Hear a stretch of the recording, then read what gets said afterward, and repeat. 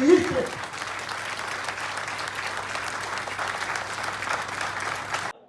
આખા સમાજની ચિંતા કરે છે અને જેને ચોથું સ્તંભ કહેવામાં આવે છે એવા પત્રકારોનું આજે પત્રકાર એકતા પરિષદ જે છે એ ભાવનગર ખાતે યોજવામાં આવેલું છે અને આપણી સાથે એમના પ્રમુખ લાભુભાઈ કડોતરિયા છે અને ખાસ એમની પાસેથી જાણીએ કે જે આખા સમાજની ચિંતા કરે છે, પ્રજાના પ્રશ્નો ઉઠાવે છે, એવા પત્રકારોના પરિવારની ચિંતા કરવી એ એમનો મોટો છે. આખી જ પત્રકાર એકતા પરિષદનો જો મોટો હોય, હેતુ હોય તો એ છે કે પત્રકારોના પરિવારની ચિંતા કરવી.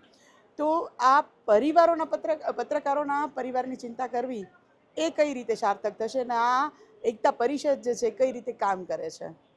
અત્યાર સુધી 7 વર્ષ સંગઠને જે કામ કર્યું છે પત્રકારોને એકઠા કરવાના, અને એકઠા કર્યા પછી એની જે સમસ્યાઓ હતી એની સરકારમાં રજૂઆત કરીને એના ઉકેલ માટેના પ્રયત્નો કરવા. પણ પત્રકારના પરિવારની ચિંતા એટલે કે પત્રકારને વીમા કવચ આપવી. આજકાલ મોટરસાઇકલ લઈને દોડતો પત્રકાર આટલી બધી ટ્રાફિક સમસ્યામાં ગમે ત્યારે અથડાય અને શું થાય નક્કી નથી, તો એનું કોણ? એના પરિવારનું કોણ? એ ચિંતા કરવા માટે અમે નક્કી કર્યું કે બધા જ પત્રકારને આપણે 10 લાખનો અકસ્માત વીમો આપવો. એટલે અકસ્માતે પત્રકારને કાંઈ થયું હોય તો એના પરિવારને કોઈની પાસે હોશિયાળું ન થવું પડે. એટલે પત્રકારના પરિવારની ચિંતા માટેનું વર્ષ છે. અને સાથે જ આ અધિવેશનની અંદર અને જે આખા ગુજરાત લેવલે આ પત્રકાર એકતા પરિષદ છે, આમાં કેટલા સભ્યો છે, કઈ રીતે ઝોન વાઇઝ છે, પ્રદેશ વાઇઝ છે, કઈ રીતે કમિટી અને અધિવેશન જે છે બધું યોજાય છે અને કઈ રીતે કામ થાય છે? આ સંગઠન છેલ્લા 7 વર્ષથી 34 જિલ્લા, પહેલાં 33 હતા, અત્યારે 34 બન્યા, 34ની કારોબારી બની ગઈ છે.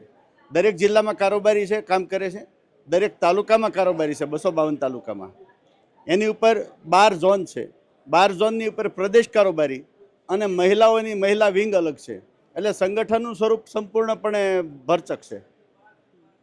અને સાથે જ બીજી સંગઠન દ્વારા કયા કયા કાર્યો કરવામાં આવે છે? પત્રકાર એકતા માટે થઈને કઈ રીતે સંગઠન કામ કરે છે? સંગઠન રજીસ્ટ્રેશન થયા પછી અમે સામાજિક સંસ્થા બની ગયા છીએ. સામાજિક સંસ્થા તરીકે અમે સેવાકીય પ્રવૃત્તિમાં જોતરાયા છીએ.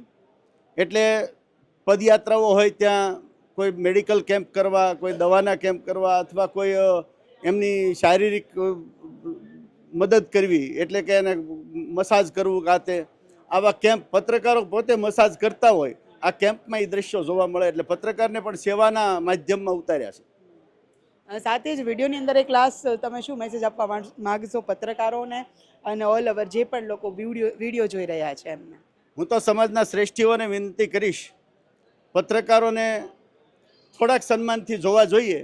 કારણ કે પત્રકારો સંગઠિત બન્યા પછી એ પણ સેવામાં જોડાણા છે. ત્યારે નાની મોટી સેવા કરતા હોય ત્યારે આર્થિક મદદની જરૂર હોય.